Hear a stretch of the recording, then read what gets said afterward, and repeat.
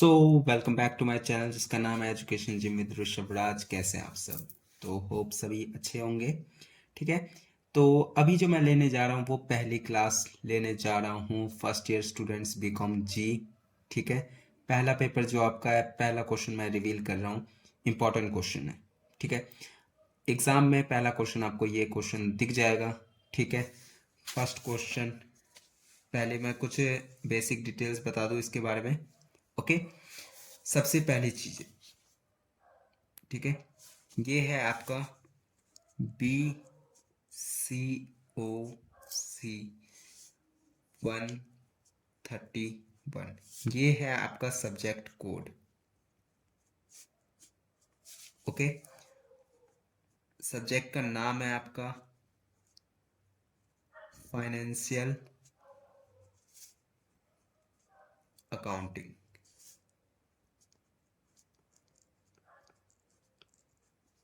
Okay.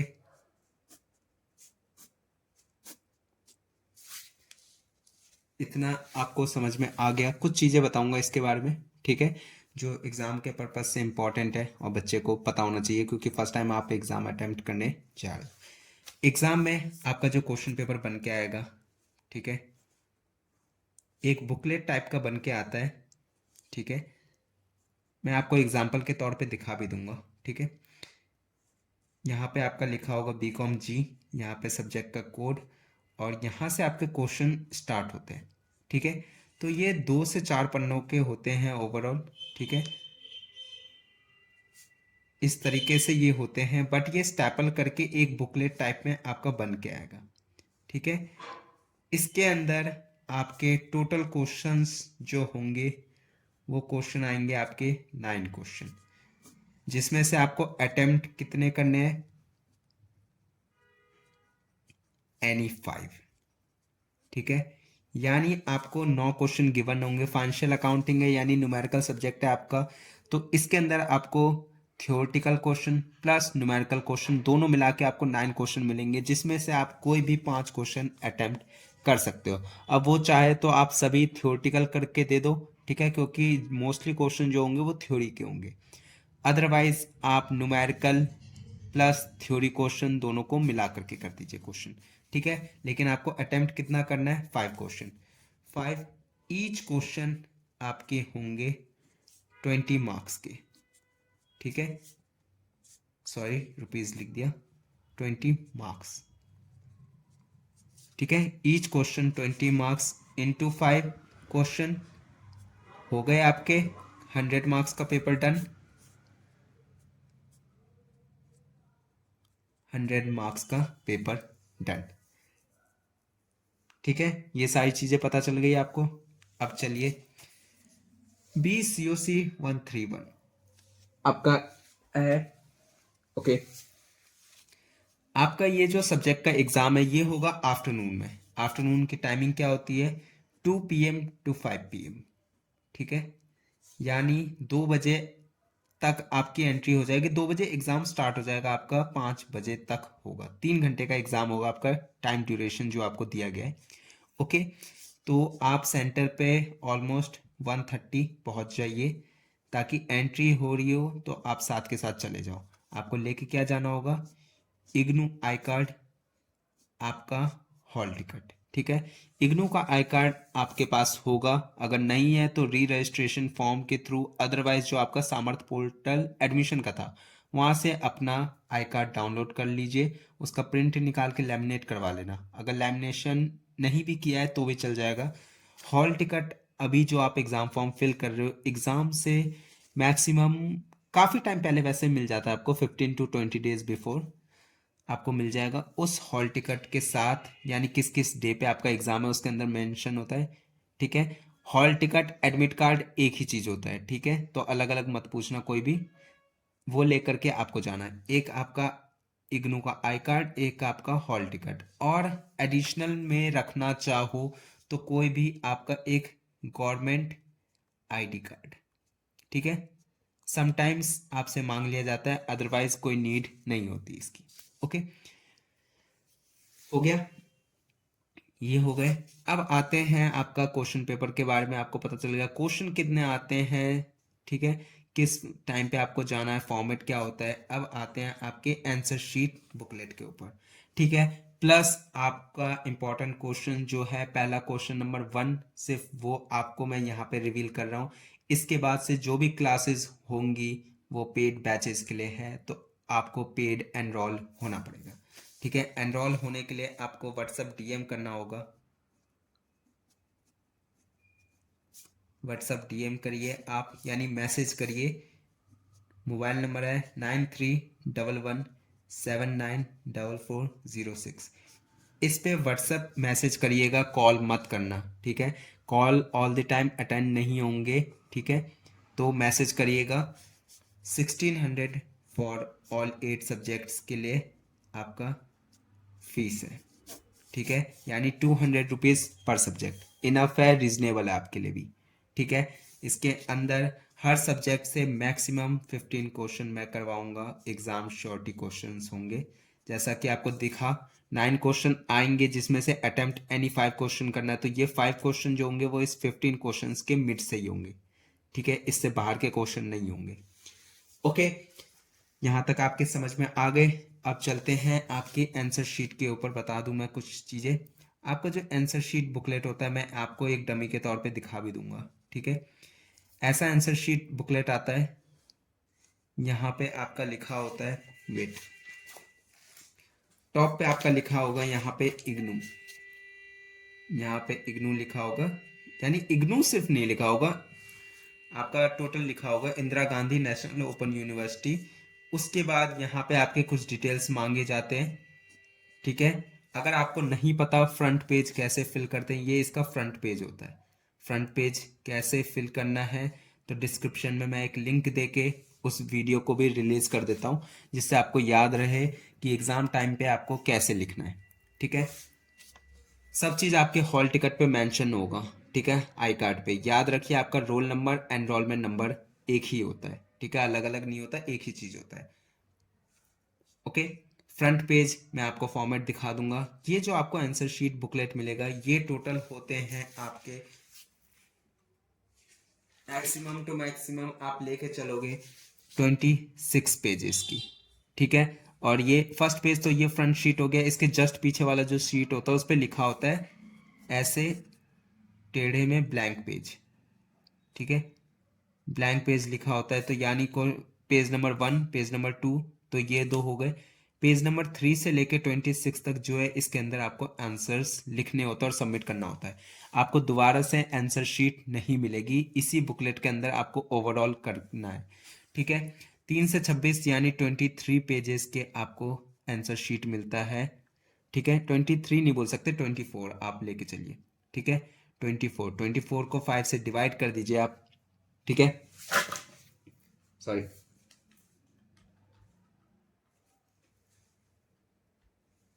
4.8, ठीक है।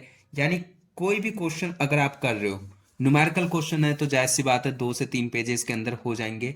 Theoretical question है अगर आपका, तो एटलीस्ट उसको 4 to 5 पेजेस के अंदर कंप्लीट करिए, ठीक है। क्योंकि इग्नू के चेकिंग सिस्टम के अंदर दो तरीके का चीज़ होता है, या तो आपके कंटेंट एक्यूरेट हो, या आप पेजेस फुलफिल करो। पेजेस फुलफिल उस सब्जेक्ट में किया भी जा सकता है जो आपके सिर्फ थियोरटिकल हो, और सिर्फ आपको मैटर करता है पासिंग मार्क्स, तो कुछ भी लिख के आ जाओगे तो पासिंग एटलीस्ट मिल सकते हैं, ठीक है। बट समटाइम्स आपको अच्छे ग्रेड्स चाहिए, जैसा कि इस पेड ग्रुप के थ्रू आप लेना चाह रहे हो, ठीक है। तो आपको क्या करना है, दोनों चीज़ के ऊपर मेहनत करना है। कंटेंट भी आपका प्रॉपर एक्यूरेट हो, यानी कि जो भी आपको नॉलेज है वो प्रॉपर नॉलेज है, और जो आप लिख रहे हो वो ज़्यादा से ज़्यादा पेजेस में फुलफिल कैसे कर रहे हो, इलेबरेट कर रहे हो उसको क्रिएटिविटी के साथ, वो मैटर करता है, ठीक है। तो इन दोनों चीज़ों के साथ आपका पेड ग्रुप स्टार्ट करता हूँ आज से। पहला क्वेश्चन, फाइनेंशियल अकाउंटिंग BCOC 131 आपका स्टार्ट कर रहा हूँ। इस वीडियो के बाद जितने भी वीडियोस आएंगी वो सारी हाइड होंगी, सिर्फ एक्सेस किए हुए बच्चों को मिलेगा, ठीक है। तो व्हाट्सअप डीएम करिए, 1600 पे करिए, ऑल 8 सब्जेक्ट्स के लिए आपको पेड ग्रुप में ऐड कर दिया जाएगा, ठीक है। तो अब मैं आपको फॉर्मेट दिखा रहा हूँ, प्लस पहला क्वेश्चन रिवील कर रहा हूँ जो आपके एग्जाम में आएंगे, ठीक है। तो ये देखिए, सेम ऐसा ही आपका आंसर शीट आएगा, ठीक है। इस तरीके से मैंने आपके लिए आंसर शीट का फॉर्मेट इसलिए लिया है ताकि आपको प्रॉपर पता चले कि किस तरीके का आपका आंसर शीट आता है और आपको करना है। पहला पेज होगा आपका पेज नंबर 3, ठीक है। आपको क्या करना है, दोनों साइड में देखिए, इस साइड में इतने का मार्जिन रखिए और लास्ट में जाके भी स्केल से मार्जिन डाल दीजिए। पहला क्वेश्चन जो आपका आएगा वो क्या है, पहला क्वेश्चन आपका आएगा advantages and limitations of accounting, ठीक है। इसी के साथ क्वेश्चन आएगा difference between cash and accrual basis of accounting, क्या होता है, इन दोनों के बीच में अंतर बताने। ऑल्सो एक्सप्लेन, एक चीज और एक्सप्लेन करके बता दो, गोइंग कंसर्न कंसेप्ट क्या है एंड अकाउंटिंग पीरियड कंसेप्ट क्या है, ठीक है। अब चलते हैं क्लासेस, होप आपको अभी तक अच्छी लगी होगी, तो लाइक अच्छे से कर दो और अपने दोस्तों के साथ शेयर भी कर दो ताकि उन्हें भी पता चल जाए कि पेड ग्रुप चल रहा है रीजनेबल प्राइस के साथ, ठीक है, ताकि अभी अपकमिंग एग्जाम में आप अच्छे ग्रेड्स के साथ अचीव करो अपने रिजल्ट्स। ओके, पहला क्वेश्चन एडवांटेजेस ऑफ अकाउंटिंग, ठीक है। पहला क्वेश्चन है आपका एडवांटेजेस ऑफ अकाउंटिंग, तो इसी तरीके का फॉर्मेट में लिखिएगा। देखिए एग्जाम में आपको क्वेश्चन नहीं लिखना, यहाँ पे मैंने क्वेश्चन आपको सिर्फ लिख के दे दिया है, आप यहाँ से स्टार्ट कर सकते हो सीधा, क्योंकि क्वेश्चन पेपर आपको मिलेगा ही, ठीक है। आपको सीधा यहाँ पे लिखना है आंसर नंबर 1। एक चीज और बता दूं, जरूरी नहीं है कि क्वेश्चन नंबर 1 ही आपको पहले अटेम्प्ट करना है, आपको जो क्वेश्चन पहले आता है वो आप अटेम्प्ट करिए पहले, ठीक है। सपोज करिए आपको 9 क्वेश्चन में से कोई भी 5 क्वेश्चन अटेम्प्ट करना है, आपको पहला क्वेश्चन आता है क्वेश्चन नंबर 9, तो क्वेश्चन नंबर 9 का आंसर पहले लिख दीजिए। फिर क्वेश्चन नंबर 6 का क्वेश्चन आता है, उसको लिखिए सेकंड क्वेश्चन पे, ठीक है। इस तरीके से बस आपका आंसर नंबर्स करेक्ट होना चाहिए, और अटेम्प्ट तो आपको कोई भी 5 करने वो आप समझ ही चुके हैं। पर चलते हैं आगे, स्टडी करिए, ठीक है। पहला क्वेश्चन है एडवांटेजेस ऑफ अकाउंटिंग क्या है। 11th क्लास में आपने स्टडी किया था अकाउंट्स में, तभी आपने चीज़ें रटी होंगी या याद की होंगी, तो कोई नहीं, सब चीज़ भूल जाओ, मैं बेसिक से स्टार्ट करवा रहा हूँ यहाँ पे। पहला पॉइंट आप याद एक बार रीड करिए, असिस्टेंस टू मैनेजमेंट, ठीक है, यानी असिस्टेंस कर रहे हो किस चीज को, मैनेजमेंट के, ठीक है। दी अकाउंटिंग, जो आपका अकाउंटिंग है, यानी कि ये अकाउंटिंग, अकाउंटिंग के इंफॉर्मेशन जो भी आपके पास डाटाज होते हैं वो किस तरीके से हेल्प करते हैं मैनेजमेंट को, ठीक है। यानी कि जो भी आपके मैनेजमेंट है, जो भी देख रेख कर रहे हैं आपके बिजनेस को, कंपनी को, तो मैनेजमेंट रखना होता है हर चीज के लिए, ठीक है। तो वो मैनेजमेंट के पास ये इंफॉर्मेशन होती है जिसके मदद से वो लोग प्लान करते हैं क्या, आगे फ्यूचर में होने वाले किसी भी एक्टिविटीज के लिए किस तरीके से, जैसे कि वो एक बजट बना लेते हैं, प्रिपेयर करते हैं, ठीक है। प्रिपेयर करते हैं किस चीज को, बजट को, किसके रिस्पेक्ट में, सेल्स में। जैसे कि एक आप बजट बना लेते हो कि आगे चल के हमको बेचना है, ठीक है, तो एक टारगेट बेसिस पे आप बना लोगे, ठीक है। आगे होने वाली जो भी एक्टिविटीज आपको करना है तो आप प्री प्लान रहोगे, ठीक है। कहीं पे भी आपको जाना होता है, एग्जाम्पल के तौर पे आप कहीं पे घूमने जा रहे हो, प्री प्लान बना ले तो इतना पैसा लगेगा, ये सारी चीज़ें हमको रखनी है अपने साथ, ये चीज़ें लेके हम जाएंगे, तो प्री प्लान रखते हो। तो वही चीज़ें यहाँ पे आपको सेल्स के लिए एक टारगेट रख लेते हो, बजट बना लेते हो। प्रोडक्शन के लिए क्या क्या आप मैन्युफैक्चरिंग कर रहे हो या प्रोडक्ट करोगे, उसके लिए क्या क्या एक्सपेंस खर्चे होने वाले, कितने पैसे लगने वाले हैं, एटसेट्रा, यानी और भी बहुत सारी चीज़ें होती है, बट इतना काफ़ी है, इनफ है समझने के लिए। Accounting helps in coordination of various various activities, accounting जो है वो आपको मदद करता है किस चीज़ में, कोऑर्डिनेशन में, ठीक है। कोऑर्डिनेशन में समझने के लिए बहुत सारी एक्टिविटीज होती है अलग अलग डिपार्टमेंट में, अलग अलग फाइनेंशियल डिटेल्स पहुंचानी होती है डिपार्टमेंट में, तो उनके पास मैनेजमेंट को संभालने के लिए ये सारी इंफॉर्मेशन मदद हेल्प करती है। ओके, होप आपको फर्स्ट पॉइंट समझ आ गया हो, assistance to management. Next point है आपका रिकॉर्ड्स रैदर देन मेमोरी, ठीक है। इसका मतलब क्या होता है, अब देखिए कोई भी डाटाज होते हैं आपके, ठीक है। चलिए मैं एग्जाम्पल के तौर पे इसी नोट के बारे में बता देता हूँ जो आपको स्टडी करवा रहा हूँ, ठीक है। आप इसको याद करने के अलावा अपने पास कॉपी किताब में कहीं पे नोट डाउन करते हो, ठीक है, जैसा 11th 12th में या बचपन से करते आ रहे हो। कुछ भी चीज़ स्टडी करना है तो फर्स्टली आप अपने रजिस्टर मेंटेन करते हो, ठीक है, नॉलेज गेन करने के लिए, ताकि आगे चल के आप भूलो ना, फटाक से अपना रजिस्टर ओपन करो, जो भी लाइन है उसको एक बार रीड करो और समझ जाओ वापस क्या चीज़ हमने लर्न किया था। तो इसी चीज़ में याद करने से अच्छा है कहीं पे रिकॉर्ड कर लो, ठीक है, दिमाग में रखने से अच्छा है कि एक रजिस्टर में लिख लो ताकि आगे चल के कभी भी उसकी ज़रूरत हो तो उसको यूज में ला सको। ये कंसेप्ट कहता है। Okay, it is not possible at all to do any business transaction which have grown in size and complexity। ठीक है, कोई भी यहाँ पे पॉसिबल नहीं होता है कि बहुत सा एग्जांपल के तौर पे बता देता हूँ कि बहुत सारे कोई भी एक फर्म चला रहे हो, आप कंपनी चला रहे हो, तो दिन भर में आप कितने सारे ट्रांजैक्शन कर लेते होंगे या कुछ भी कर लेते होंगे। ठीक है, पैसों का लेन देन है, काम चल रहा है, तो हर चीज़ का रिकॉर्ड दिमाग में रखना ऐसा ज़रूरी नहीं है, कुछ ना कुछ एक चीज़ भूल ही जाओगे। ठीक है, तो आज नहीं, आप बोलोगे आज मेरे को याद है, कल का काम भी मेरे को याद है, लेकिन हो सकता है परसों आप आज का काम भूल जाओ। ठीक है, तो इसलिए दिमाग में रखने से अच्छा कहीं पे रिकॉर्ड कर लो। तो रजिस्टर मेंटेन रखते हो, तो वही चीज़ था इस लाइन का कहना। अब चलते हैं थर्ड पॉइंट में, और याद रखिए आपका शीट का फॉर्मेट भी मैंने इसी वजह से दिया है, एग्जैक्ट ऐसा ही सीट आपको मिलेगा। ठीक है, आंसर शीट, तो आपको प्रॉपरली इसी फॉर्मेट में देखना होगा। नेक्स्ट पॉइंट है इंट्रा पीरियड कंपैरिजंस। ठीक है, अलग अलग पीरियड में कंपैरिजंस आप देखोगे। ठीक है, कैसे अभी नहीं समझ आएगा, बट हेडिंग को याद रखो, इंट्रा पीरियड कंपैरिजंस। ठीक है, लाइन क्या कहता है, accounting information when recorded properly. जब भी आप किसी भी अकाउंटिंग का डाटा है, इंफॉर्मेशन है, जब आप उसको प्रॉपर तरीके से रिकॉर्डेड रखते हो, रिकॉर्ड में रखते हो। ओके, रिकॉर्ड में रखते हो, can be used, can be used to compare the results of one year with those of previous years. ठीक है, इस लाइन का मतलब क्या है, एग्जाम्पल के तौर पे मैं बताता हूँ। एट्थ क्लास में आपके आए 43%, नाइन्थ क्लास में आए आपके 53%, टेंथ में आए आपके 63%। ठीक है, तो आपके पास एक डाटा बना रखा है आपने कि टेंथ क्लास में मेरे 63% आए, एट्थ क्लास में मेरे 43% आए, जो कि मेरे पिछले कुछ सालों से बहुत अच्छा है। ठीक है, तो यहाँ पे आप अलग अलग सालों के अंदर जो भी ट्रांजैक्शन या आपके कंपनी का काम हुआ है, उस चीज़ को याद रखने में पिछले, सपोज करिए ये एग्जांपल के तौर पे मैं आपको देता हूँ एक डाटा।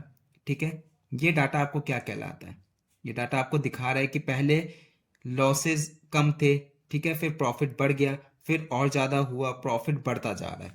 ठीक है, तो यही चीज़ यहाँ पे कंपेयर करके दिखाया जाता है कि आपका बिजनेस का ग्रोथ कैसा चल रहा है। ठीक है, तो अकाउंटिंग इंफॉर्मेशन यहाँ पे आपको हेल्प किस चीज़ में करती है, प्रीवियस डाटा को चेक करने के लिए, कंपेयर करने में कि हम प्रॉफिट में जा रहे हैं या लॉस में जा रहे हैं। ओके, नेक्स्ट पॉइंट है आपका स्टेप 4 या पॉइंट नंबर 4। ठीक है, याद रखिए ये मैंने जो आपको बोला था मार्जिन करने, तो मार्जिन इसी साइड से लगे हुए हैं। ठीक है, फोल्ड हो रखा था शीट, इस वजह से ऐसा दिख रहा था। फोर्थ पॉइंट है आपका एड इन लीगल मैटर्स। ठीक है, इसका सिंपल वे में समझ लेंगे, पहले फर्स्टली लाइन आप लिख लीजिए या मेंटेन कर लीजिए, एंड याद रखिए पेड ग्रुप वाले बच्चों आपको इन सब का पीडीएफ मिल जाएगा, तो आप रिकॉर्ड में कहीं लिखते हो, याद करते हो तो अच्छी बात है। ठीक है, नहीं तो ये इस चीज़ का पीडीएफ मैं आपको दूंगा पेड ग्रुप में। Systematically recorded accounting information can be produced as evidence in a court of law. Suppose करिए आगे चल के आपके डाटाज के अंदर कुछ एरर पकड़ा जाता है या कुछ भी आपको दिक्कत आती है। ठीक है, तो आपके पास एक एविडेंस रहेगा प्रूफ के तौर पे। ठीक है, प्रूफ के तौर पे, सिंपल वर्ड में लो, प्रूफ के तौर पे आपके पास दिखाने के लिए, कोर्ट के लिए, कोर्ट में दिखाने के लिए आपके पास प्रूफ होगा कि हमने साल भर में हमने रिकॉर्ड रखा हुआ है अपना कि हमने क्या क्या ट्रांजैक्शन किया, कुछ भी इलीगल वर्क नहीं किया हमने, लीगली सारे ट्रांजैक्शन हुए हैं, सही जगह हुए हैं। ओके, नेक्स्ट पॉइंट है आपका पॉइंट फिफ्थ। ठीक है, तो पॉइंट फिफ्थ क्या कहता है, हेल्प इन टैक्सेशन मैटर्स, यानी कि जो आपके अकाउंटिंग के इंफॉर्मेशन या डाटाज है वो आपको मदद करते हैं किसमें, टैक्सेशन में। जायज़ सी बात है, आप प्रॉफिट कमा रहे हो किसी भी देश में, कंट्री के अंदर, तो सारा पैसा आपका तो होगा नहीं, आपको गवर्नमेंट को भी देना होगा ना टैक्स के तौर पे।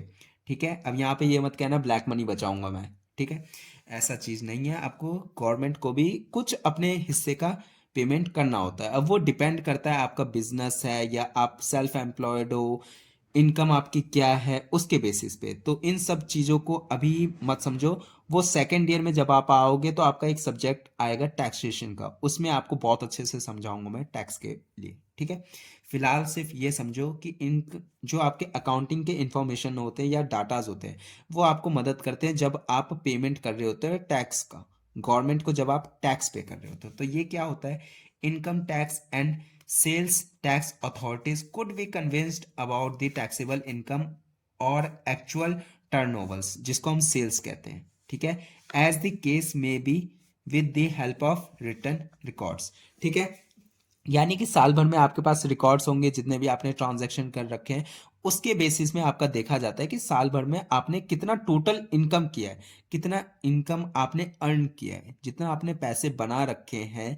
फिर उसके बेसिस पे सरकार आपको, एग्जाम्पल के तौर पे मैं बता देता हूँ टैक्स के अंदर होता क्या है कि आपकी एक अर्निंग सोर्स है सालाना, जो आपसे बोला जाता है कि कोई भी अगर पैकेज अच्छा खासा कमा रहा है, ठीक है, साल भर के अंदर 60 लाख रुपए, 15 लाख रुपए ऐसे कमा रहा है, तो जरूरी नहीं है कि 15 लाख रुपए उसको इन हैंड मिल रहा है, उसको सरकार को भी पे करना होता है, ठीक है। सीटीसी इन हैंड अमाउंट और टैक्स का अमाउंट हर चीज अलग अलग जाता है, ठीक है।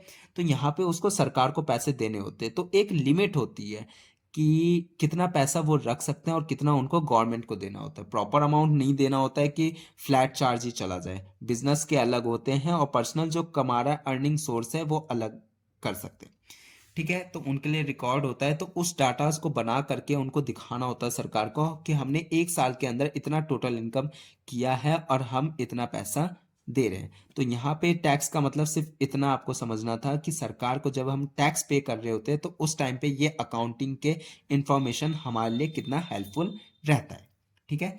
डन। पॉइंट नंबर 6, अब याद रखो एग्जाम टाइम में जितना ज़्यादा लिख सकते हो, इस वजह से मैंने पॉइंट्स आपको ब्रीफ में दिए हैं ताकि एग्जाम टाइम में आपके पास कंटेंट कम ना पड़े। दो चीज़ बोला है आपको, कंटेंट एक्यूरेट हो यानी नॉलेज फुल फ्लैज हो आपके पास, प्लस लिखने के लिए आपके पास कंसेप्ट कम ना पड़े, ठीक है। ओके, सिक्स्थ पॉइंट है सेल ऑफ अ बिजनेस, ठीक है। In case a soul trader यानी कोई एक पर्टिकुलर बंदा, ठीक है, और आ पार्टनरशिप फर्म, यानी सोल ट्रेडर का मतलब होता है कोई वन पर्सन कंपनी, ठीक है, एक पर्सन कंपनी का, अदरवाइज कोई भी अगर पार्टनरशिप के फर्म में यानी कि दो बंदे या उससे ज्यादा के पार्टनरशिप के फर्म में, और even a company wants to sell its business, otherwise कोई भी कंपनी चाह रहा है कि वो अपने बिजनेस को बेचे, the accounting information can be utilized to determine proper purchase price। तो उस टाइम पे ये सारी इंफॉर्मेशन जो नेक्स्ट उसको सपोज करिए कि मेरा एक बिजनेस चल रहा था अच्छा खासा, ठीक है, बट अब मैं चाह रहा हूँ कि उसको बेच दूं किसी को, ठीक है। तो अगला जो बंदा होगा, या आपके घर का कुछ एग्जांपल ले लो, अगर आप किसी को अपना घर बेच रहे होते हो तो आप उसको पावर ऑफ अटर्नी घर के पेपर्स देते हो ना, तो वो सारे रिकॉर्ड्स आपके पास होने चाहिए कि क्या क्या चीज आपके पास है घर के लिए, ताकि उसके बाद जो सामने वाला बंदा है वो अपने नाम करवा सके उस चीज को। तो इसलिए आपके सभी पेपर्स वहां पे पूरे होने चाहिए। तो यहाँ पे अकाउंटिंग इंफॉर्मेशन इसके लिए भी हेल्पफुल रहता है। नेक्स्ट पॉइंट, यहाँ पे आपके एडवांटेजेस आ गए, अब आते हैं आपके लिमिटेशंस। अब याद रखिए एग्जाम टाइम में आपसे ये बोल दिया गया मेरिट्स एंड डीमेरिट्स बताने ऑफ अकाउंटिंग, तो ये मत सोचना कि एडवांटेजेस और लिमिटेशन कुछ अलग चीज होते हैं। एडवांटेजेस को क्या कहते हैं, इंपॉर्टेंस, मेरिट्स, लिमिटेशंस को क्या कहते हैं, डीमेरिट्स, ठीक है। तो समझ जाना लिमिटेशंस ऑफ अकाउंटिंग क्या क्या है, यानी डिसएडवांटेज क्या क्या है अकाउंटिंग के। पहला लाइन क्या बोल रहा है, accounting information is expressed in terms of money, यानी कि अकाउंटिंग इंफॉर्मेशन जो भी है वो आपके सिर्फ मनी के टर्म में एक्सप्रेस किया जाता है। यहाँ पे नॉन मॉनिटरी इवेंट्स और ट्रांजैक्शन, यानी कुछ ऐसे इवेंट्स होते हैं और ट्रांजैक्शंस होते हैं जिसको हम प्रॉपर तरीके से इसके अंदर नहीं दिखाते, ठीक है, प्रॉपर तरीके से हम नहीं दिखाते हैं इसके अंदर, उसको हम छोड़ देते हैं, इसलिए यहाँ पे अकाउंटिंग गलत भी हो जाती है, डिमेरिट्स में आ जाते हैं, ये इसके डिसएडवांटेजेस है। सेकेंड पॉइंट है अकाउंटिंग इंफॉर्मेशन इज समटाइम्स, कई बार अकाउंटिंग इंफॉर्मेशन जो होती है वो बेस्ड ऑन एस्टिमेट्स होते हैं, यानी कि एक अनुमान के एजम्पशन पे, एजम्पशन पे होता है कि सपोज कर लिया जाता है चलो ठीक है इतना तो हम कर ही लेंगे, तो ये चीज मत नहीं होना चाहिए किसी भी बिजनेस में। ठीक है, तो यहाँ पे एस्टिमेट्स आर ऑफन इनएक्यूरेट, यानी कि एक एक्यूरेट पीरियड में है ही नहीं, इनएक्यूरेसी रहती है यहाँ पे कि कुछ भी हो सकता है। एस्टिमेट्स है, एक अनुमान लेकर के चल रहे हैं। ठीक है, नेक्स्ट पॉइंट है accounting information cannot be used as only test of managerial performance। ठीक है, अकाउंटिंग इंफॉर्मेशन जो है वो उसको कभी भी हम इस तरीके से मैनेजेरियल परफॉर्मेंस के तरीके से यूज नहीं कर सकते। ठीक है, ऑन द बेसिस ऑफ किसके बेसिस पे, प्रॉफिट के।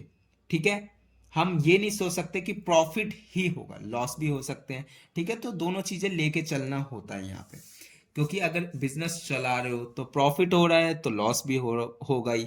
ठीक है, अगर आप ये सोच के चल दोगे कि लॉस ही होगा तो मैं बिजनेस क्यों करूंगा, तो आप बिजनेसमैन नहीं बन सकते। जायज सी बात है, किसी भी बिजनेस स्टार्टअप आप कर रहे हो, सेटअप डाल रहे हो, ठीक है, तो आपको ये सोच के चलना होगा आज लॉस हो रहा है, आज हो रहा है, कल प्रॉफिट होगा, कभी ना कभी प्रॉफिट होगा ही। और वो प्रॉफिट ऐसा होगा कि पिछले जितने भी लॉस आपने बियर किए होंगे ना, उन सबको प्रॉफिट में कन्वर्ट कर देगा। ठीक है, तो कभी भी कोई बिजनेस सेटअप करते हो तो स्टार्टिंग में हार नहीं मानना चाहिए। ठीक है, नेक्स्ट पॉइंट है accounting information is not neutral और अनबियास्ड। ठीक है, अकाउंटेंट्स यहाँ पे किस तरीके से कैलकुलेट करते हैं इसको, इनकम के तौर पे, ठीक है, अर्निंग के तौर पे, as excess of revenues over expenses, खर्चे के ऊपर देखे जाते हैं रेवेन्यूज को। तो अकाउंटेंट इस तरीके से इसको कैलकुलेट करते हैं। Accounting, like any other discipline, has to follow certain principles, which in certain cases are contradictory। ठीक है, तो यहाँ पे आपको एडवांटेजेस एंड लिमिटेशंस आपको पता चल गए, यानी डिसएडवांटेजेस। ठीक है, पेड ग्रुप वालों आपको पीडीएफ इसका मिल जाएगा, तो नोट डाउन भी करते रहो, समझते भी रहो कंसेप्ट, बाकी आपको नोट मिल ही जाएंगे। अब चलते हैं, नेक्स्ट पॉइंट है आपका जो, अब देखो पेज नंबर 6 पे आ चुके हैं। ठीक है, तो किस तरीके से आपके पेजेस भी फुलफिल होने चाहिए और एक्यूरेट कंटेंट के साथ होने चाहिए।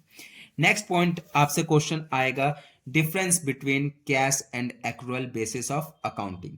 ठीक है, कैश बेसिस क्या होता है अकाउंटिंग के अंदर और एक्रूअल बेसिस क्या होता है। फर्स्टली आप लाइन रीड करो, मैं वन वर्ड शॉर्ट में एक जवाब दूंगा और आपको पूरा कंटेंट समझ में आ जाएगा। कैश बेसिस ऑफ अकाउंटिंग, इस तरीके से आपको फॉर्मेट लिखना है। ठीक है, देन मैं आपको एक बार इस पीडीएफ का, यानी कि ये जो शीट है इसका एक फुल फ्लैज आपको वीडियो भी दे दूंगा इसी के अंदर मर्ज करके, ताकि आपको दिख जाएगा कि किस तरीके से आंसर्स लिखने हैं। ओके, नेक्स्ट पॉइंट है, सॉरी, जो आपसे पूछा गया तो आप क्या लिखोगे, कैश बेसिस ऑफ अकाउंटिंग क्या होता है। The income is calculated as the excess of actual cash receipts in respect of sales of goods, services, properties, etc. over actual cash payments regarding purchase of goods, expenses on rate, electricity, salaries, etc. Credit transactions are not considered at all, including adjustment for outstanding expenses and accrued income items. This method, चलो यहाँ तक छोड़ दो, इतने में आपको simple और short word में बता देता हूँ। कोई भी काम आप कर रहे हो या कुछ भी पेमेंट कर रहे हो, आप सीधा सीधा कर रहे हो कि कैश बेसिस पे आप करोगे, आपको मतलब नहीं है। ठीक है, आप ना चेक लोगे, ना आप ये सुनोगे कि मैं कल पैसे लूंगा, आज काम किया है, आज की बेसिस पे मुझे पेमेंट मिलना चाहिए, यानी एक तरीके से सैलरी आपका। ठीक है, सीधा आप बोलोगे कि मेरा पेमेंट हो चुका है, कैश बेसिस पे दे दो मेरे को। ठीक है, अब ये आपके अकाउंट में आए, बैंक अकाउंट में आए, या आपको कैश में मिले, वो चीज अलग बात है, लेकिन आपका ये मानना यहाँ पे रहता है कि जो भी आपकी अर्निंग हुई है वो तुरंत के तुरंत हुई है, कैश बेसिस पे हुई है। ठीक है, यानी महीने के लास्ट में आपको मिल रही है सैलरी के तौर पे, तो वो भी इलेक्ट्रिसिटी आप पे कर रहे हो तो सीधा कर रहे हो महीने के लास्ट में। किसी को रेंट दे रहे हो, यानी कि कहीं पे आप घर पे रह रहे हो किसी के, तो रेंट तो आपको देना होगा, तो उसके जो खर्चे आप सीधे तौर पे कैश बेसिस पे दे रहे हो, तो ये एक सिस्टम होता है।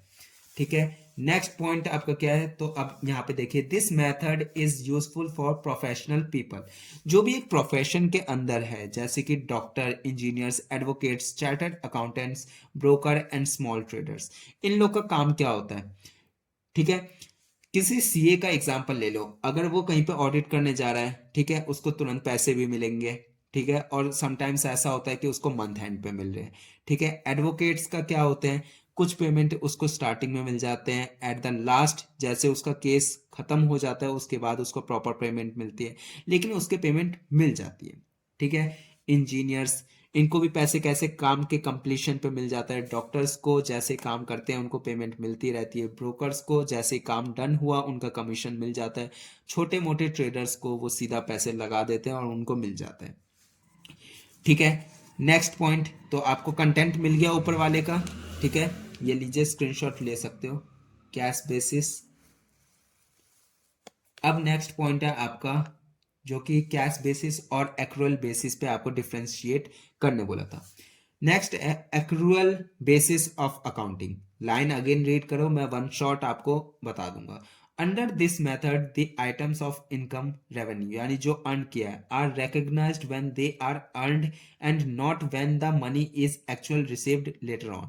The accrual basis makes a distinction between actual receipts of cash and the right to receive cash for revenues and the actual payment of cash and legal obligation to pay expenses. ठीक है, line ऐसे समझ नहीं आया, लेकिन लिखना आपको यही लाइन है। सिंपल वे में बता देता हूं, वह पैसा, ठीक है, वो अर्निंग आपका इनकम जो आपने कमा तो चुके हो लेकिन आपको मिला नहीं है, ठीक है, वह पैसा जो आप कमा चुके हो लेकिन अभी तक आपको मिला नहीं है, उसको आप क्या कहते हो, एक्रूड इनकम, ठीक है। तो एक्रूअल बेसिस ऑफ अकाउंटिंग क्या होता है, समझ गए यहां से, concept complete, done. Next point, आपसे क्वेश्चन क्या पूछा था कि और एक्सप्लेन करके बता दो कि गोइंग कंसर्न कंसेप्ट क्या होता है, ठीक है। गोइंग कंसर्न कंसेप्ट क्या होता है ये और बता दीजिए हमको। तो ये क्वेश्चन नंबर 1 यानी कि 20 मार्क्स का ये टोटल क्वेश्चन आपका आएगा। गोइंग कंसर्न कंसेप्ट, इस तरीके से आप डिजाइन के साथ क्रिएटिविटी आपको दिखानी है एग्जाम टाइम में, ठीक है, ताकि जो आपका चेकर है वो और बच्चों से अलग आपका शीट उनको दिखेगा, तो ही वो आपको अच्छे ग्रेड्स देंगे। अदरवाइज सबको वो 40 50 60 मार्क्स दे रहा है तो आपको ज्यादा से ज्यादा 70 दे दे, है ना। लेकिन आपका जितना अच्छा होगा तब जाके आपको 80 या 90 प्लस मार्क्स देंगे।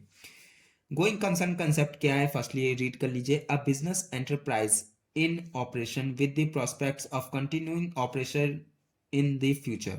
Its assets, liabilities, revenues, operating cost, personal policies, and prospectus. A concept basic to accounting of importance in the valuation of intangible assets. Intangible कौन से होते हैं, जिसको हम छू नहीं सकते, लाइक आपके गुडविल, ठीक है। गुडविल क्या होता है, चलो ये फर्स्टली रीड करो उसके बाद बताऊंगा। And the depreciation of tangible and intangible assets, ठीक है। तो ये जो पॉइंट है इसको डिफाइन किसने किया है, कोहलर ने, ठीक है, कोहलर ने डिफाइन किया है, इसलिए इस तरीके से इसको लिखा है। इस चीज को लिखना मैं सिंपल वे में आपको बता देता हूं कि गोइंग कंसर्न कंसेप्ट क्या होता है। अब एग्जांपल के तौर पे लीजिए, कोई भी आप बिजनेस स्टार्ट करना चाह रहे हो, ठीक है, कोई भी अच्छा, कोई भी अच्छा या बुरा कोई भी बिजनेस आप स्टार्ट कर रहे हो। अब आप ये सोच के तो नहीं करोगे ना कि मैं आज बिजनेस स्टार्ट कर रहा हूँ कल मैं बंद कर दूंगा या परसों मैं बंद कर दूंगा।